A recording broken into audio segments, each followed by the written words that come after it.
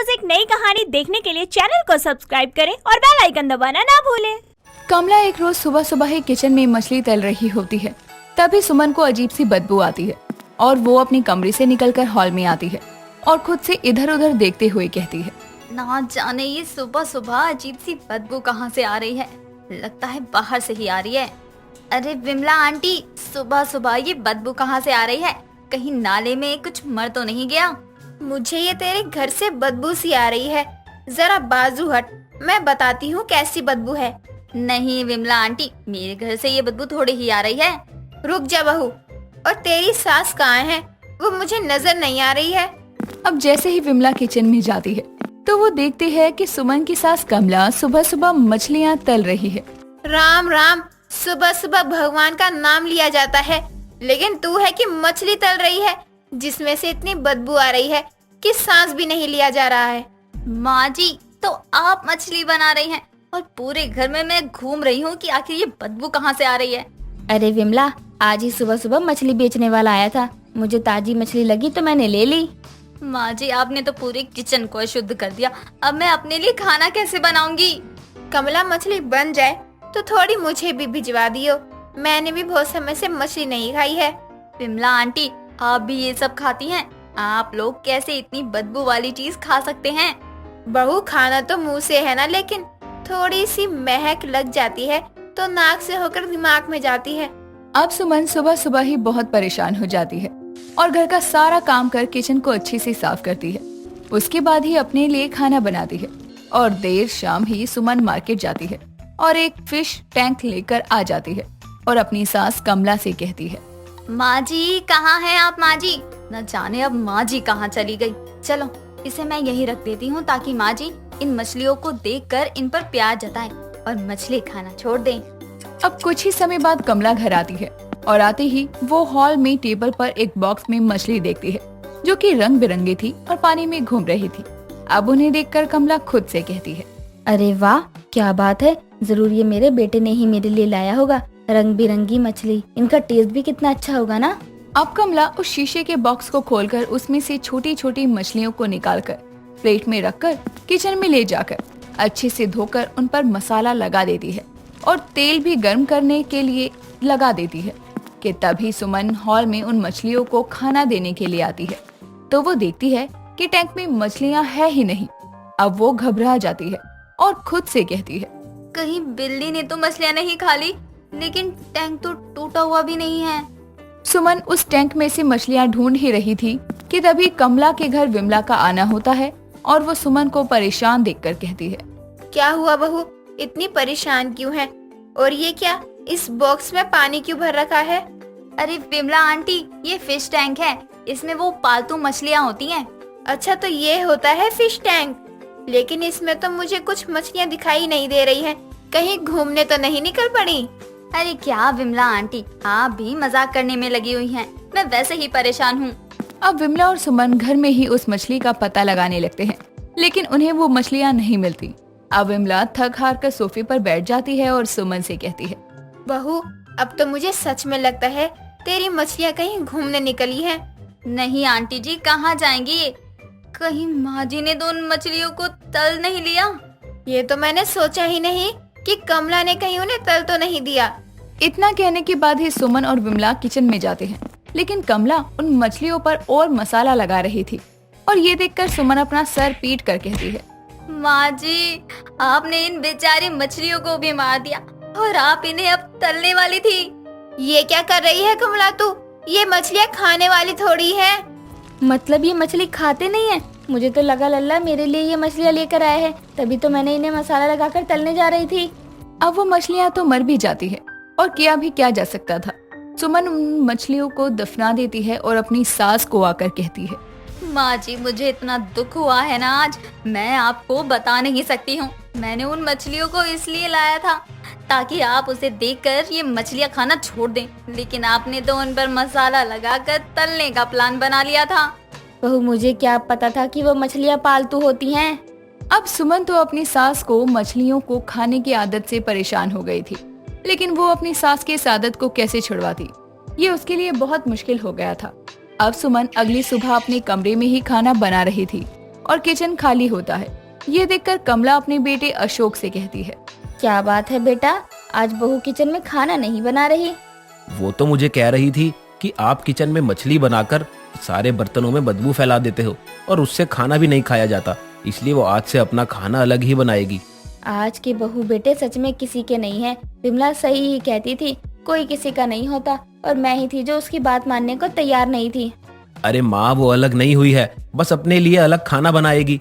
अब कमला अपने लिए मछली बनाती है, वहीं सुमन अपने लिए अलग खाना। और देर शाम दोनों ही सास बहू मार्केट जाते हैं, वो भी साथ में, और साथ में विमला भी थी। अब सुमन तो दुकानों पर जाकर अपने खाने पीने की चीजें लेने लगती है, और इधर विमला से कमला कहती है, विमला, सुमन तो अपना सामान लेने गई है और सुबह से तो वो किचन में भी नहीं आ रही, तो क्या मछली ले लूं? हाँ कमला ले, एक आध पीस मुझे भी दे दियो, तू मछली बहुत अच्छी बनाती है। ठीक है, मेरी बहू को देखती रहे, तब तक मैं मछली खरीदती हूँ। जल्दी ले, अगर वो आ गई तो और तुझे मछली लेते देखा तो बवाल कर देगी यहीं। अरे भाई साहब, जरा 1 किलो मछली तोल दो और थोड़ा जल्दी दे देना। अब कमला भी मछली लेने का वेट कर रही होती है, तभी एक औरत आती है और वो कमला से पहले मछली लेने लगती है और कमला को साइड करवाकर कहती है, अरे बहन जी, थोड़ा जगह दे दो, मुझे भी मछली लेना है। अरे तो पहले तो मैं यहाँ खड़ी हूँ, पहले मुझे लेना है। आप मेरे बाद आई हैं तो थोड़ा सब्र कर लो। नहीं कर रही मैं सब्र, बता क्या कर लेगी? अब तो पहले मछली मैं ही लेकर जाऊंगी, तू कुछ भी कर ले। हाँ तो लेकर दिखा, मैं भी देखती हूँ तुम मुझसे पहले मछली कैसे लेकर जाएगी। अब कमला और उस औरत की जुबानी जंग शुरू हो जाती है और विमला इधर उधर देखते हुए खुद से कहती है, ये लड़ना नहीं बंद करेंगे तब तक सुमन भी आ जाएगी और फिर तो हो गया कांड। ये लो, मैंने बोला और वो आ गई। अब विमला कमला की बहू को आता हुआ देखकर कमला से कहती है, कमला जल्दी चल, तेरी बहू आ रही है और हमारा जुगाड़ भी हो चुका है। तुझे तो मैं बाद में देख लूंगी, अभी जाती हूँ। और नहीं चाहिए आपकी मछली। विमला ने तो पहले ही मछली चुरा ली थी और अब विमला उस थैले को दबा कर पकड़े हुए थी। और तभी सुमन चलते हुए अपनी सास से कहती है, माँ जी, आपने कुछ लिया या नहीं? वैसे आपने कहीं फिर से मछली तो नहीं ले ली ना? नहीं नहीं बहू, ये तू कैसी बातें कर रही है? कल ही तो कमला ने मछली खाई है, अब फिर से? ना ना, इतना तो जानती हूँ उसे मैं। अब जैसे ही तीनों घर पहुँचते हैं, वैसे ही थैले से बड़ी सी मछली निकलकर इधर उधर भागने लगती है। और ये देखकर सुमन जोरों से चिल्लाती हुई इधर उधर भागती है और अपनी सास कमला से कहती है, माँ जी, तो ये ही है आपकी? कुछ नहीं, ये क्या उठा लाई हैं आप? ये तो जिंदा है। अरे ये करम चला कैसे थैले से निकल गया, मुझे पता भी नहीं चला। विमला तू उधर से पकड़, मैं इधर से पकड़ती हूँ। अब कमला और विमला जैसे ही मछली को पकड़ने के लिए छलांग लगाते हैं, वैसे ही दोनों एक दूसरे पर गिर जाते हैं और विमला अपनी कमर पकड़े हुए कहती है, हाय मेरी कमर, मेरी तो इस उम्र में खाने पीने के पीछे कमर ही टूट गई। ये सब तेरी खुद की वजह से हुआ है। अब ये सब देखकर सुमन अपना सर पीट लेती है। वो समझ जाती है कि उसकी सास मछली खाने के लिए कुछ भी कर सकती है। अनिका एक बहुत ही भुक्कड़ लड़की थी। अनिका का मुंह हमेशा ही चलता रहता, लेकिन मुंह चलाने का ये मतलब नहीं कि वो कुछ भी खाती रहे। उसे बस साउथ इंडियन खाना बहुत पसंद था और उसमें भी डोसा उसका सबसे पसंदीदा था। वो डोसे की बहुत शौकीन थी।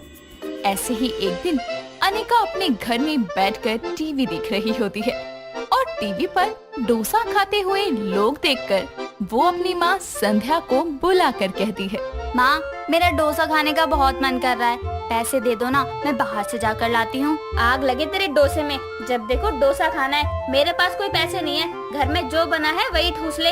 ये भी ठीक है माँ, मैं घर में डोसा बना देती हूँ, पैसे भी बच जाएंगे और डोसा भी खा लूंगी। हाँ, और जैसे डोसे का सामान तो फ्री में आता है ना।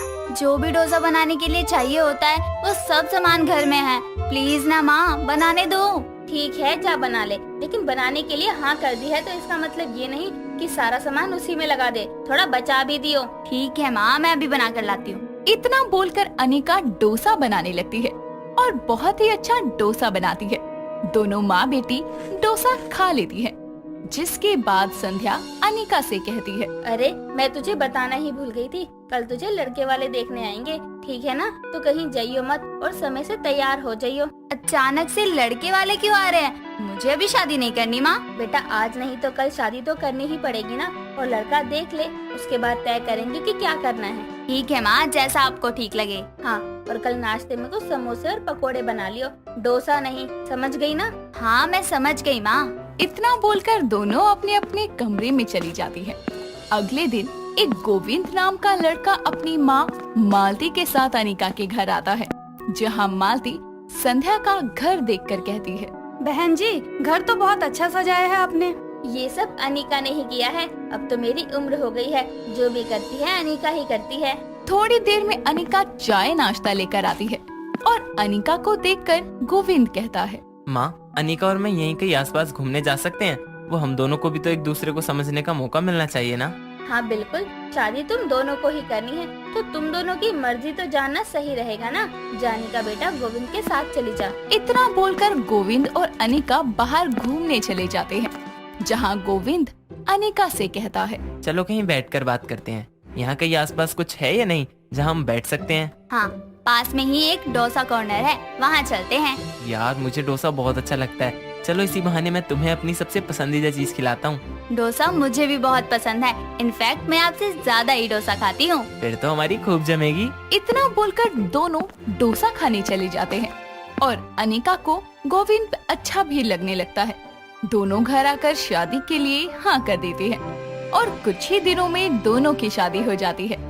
शादी के बाद अनिका घर को बहुत अच्छी तरह से संभालती है, लेकिन वो हमेशा डोसा ही बनाकर घर वालों को खिलाती रहती।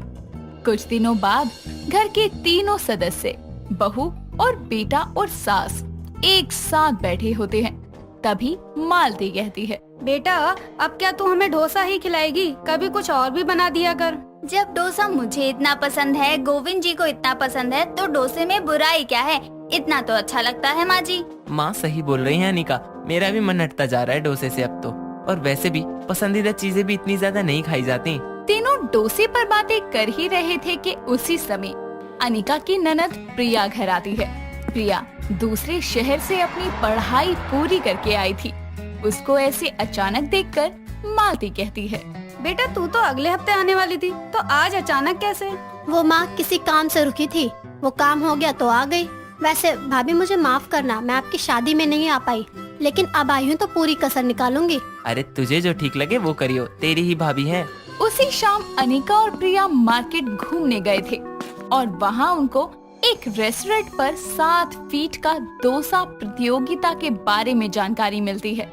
ये देखकर प्रिया अनिका से कहती है, भाभी मुझे भैया ने बताया आपको डोसा बहुत अच्छा लगता है, तो आपको इस प्रतियोगिता में हिस्सा लेना चाहिए, पक्का जीत जाओगी। अरे नहीं, डोसा खाना और 7 फीट का डोसा खाना अलग बात है, मुझसे नहीं खाया जाएगा। क्या भाभी आप भी ना, जो आपको सबसे ज्यादा पसंद है वही चीज आप नहीं खा सकती? कोई नहीं, छोड़ो फिर। वैसे मैंने कभी खाया तो नहीं है, लेकिन एक बार ट्राई जरूर करना चाहती हूँ। क्या बोलती हो, नाम लिखवा दूँ? ये हुई ना बात, ठीक है नाम लिखवा दो। यहाँ लिखा है कि हर शुक्रवार को ये होता है, तब तक आप तैयारी भी कर लेना। ठीक है, मैं नाम लिखवा देती हूँ। इतना बोलकर अनिका नाम लिखवा देती है और डोसा खाने की तैयारी में लग जाती है। वो घर में रोज सुबह शाम दिन रात बस डोसा ही बनाने लगती। ये सब देखकर प्रिया, गोविंद और मालती उसके पास जाते हैं और मालती कहती है, बहू प्रतियोगिता तो तुझे जीतनी है ना, लेकिन तू हमारी तैयारी क्यों करवा रही है? हमें तो बख्श दे। माँ जी आप लोग भी मेरा साथ दो ना, आप लोग भी मेरे साथ डोसा खाओगे तो मुझे हिम्मत मिलेगी, और डोसा जीतने का इनाम भी तो इसी घर में आएगा ना, पूरे 11,000 आएंगे माँ जी। हाँ, एक प्रतियोगिता के लिए सबको रेस में लगा दो, बस जल्दी से जल्दी प्रतियोगिता का दिन आए और हमारी जान छूटे। इतना बोलकर अनिका फिर से डोसा खाने लगती है और ऐसे ही प्रतियोगिता का दिन आ जाता है और वहाँ पर अनिका के आगे 7 फीट का डोसा रखा जाता है, जहाँ अनिका उसे देखकर कहती है, अनिका बहुत पसंद है ना तुझे डोसा खाना, अब खा बैठकर डोसा और खाती रह जब तक कि तू जीत नहीं जाती। अनिका डोसा खाने ही जाती है कि तभी डोसा वाला आता है और कहता है, मैडम खाने से पहले इसके नियम सुन लो। अगर आप ये पूरा डोसा 2 मिनट में नहीं खा पाती हो तो आपको हर्जाने के तौर पर 11,000 देने पड़ेंगे। लेकिन ये तो आपने पहले बताया ही नहीं था। ऐसा कुछ था तो आपको पहले ही बता देना चाहिए था ना। मैडम अब तो आपको ये प्रतियोगिता करनी ही पड़ेगी क्योंकि आपने यहाँ पर नाम लिखवाते समय साइन कर दिए हैं। अगर आप मना करती हो तो भी आपको 11,000 देने पड़ेंगे। तुम्हें तो मैं अभी बताती हूँ। अब तो मैं ये डोसा ना खा कर ही दिखाऊंगी और प्रतियोगिता जीत कर ही दिखाऊंगी। ठीक है, लेकिन मैं आपको पहले ही बता देता हूँ, आज तक कोई भी यह प्रतियोगिता 2 मिनट में नहीं कर पाया है और हार ही गया है। कोई बात नहीं, मैं हूँ ना, मैं खाकर दिखाऊंगी। इतना बोलकर थोड़ी देर में डोसा प्रतियोगिता शुरू होती है और अनिका जल्दी जल्दी डोसा खाने लगती है और 2 मिनट में वो 7 फीट का डोसा खा लेती है। और डोसा खाने के बाद वो अपना इनाम लेकर अपने घर चली जाती है, जहाँ वो घर आकर अपने घर वालों से कहती है, आज के बाद मैं कभी डोसा नहीं खाऊंगी। मैंने आज ही पूरे 7 जन्मों का डोसा खा लिया। अब मेरे बस की बात नहीं है। क्यों, अब बस हो गया? और जब हम बोलते थे तो समझ नहीं आता था, आज जब 7 फीट का डोसा खाया तो पता चल गया। हाँ, लगातार इतने दिनों से रोज सुबह शाम डोसा ही खा रही थी और आज भी 2 मिनट में इतना बड़ा डोसा खा लिया। बस अब तो ऐसा लग रहा है कि कोई डोसे का नाम भी ले ले तो उल्टी कर दूंगी मैं। यही तो मैं भी बोल रही थी, तुझे मना किया था ना। कोई चीज जब रोजाना करने लगो तो पसंद वाली चीज भी मन से उतर जाती है और वही तेरे साथ हुआ है। और खाएगी 7 फीट का डोसा, खा लेना जा। हाँ माँ जी, मुझे मेरी गलती समझ आ गई।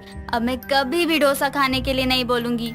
चलो मैं तो बच गई। मतलब अगर भाभी वो डोसे की प्रतियोगिता में हिस्सा नहीं लेती तो मुझे भी रोज रोज डोसा ही खाना पड़ता। हाँ, लेकिन अब नहीं खाना पड़ेगा। परेशान ना हो, अब तो मैं सादा खाना ही बनाऊंगी। अनिका को अपनी गलती समझ में आती है और वो सबसे माफी भी मांगती है और उसके बाद कभी ना ही डोसा बनाती और ना ही खाती।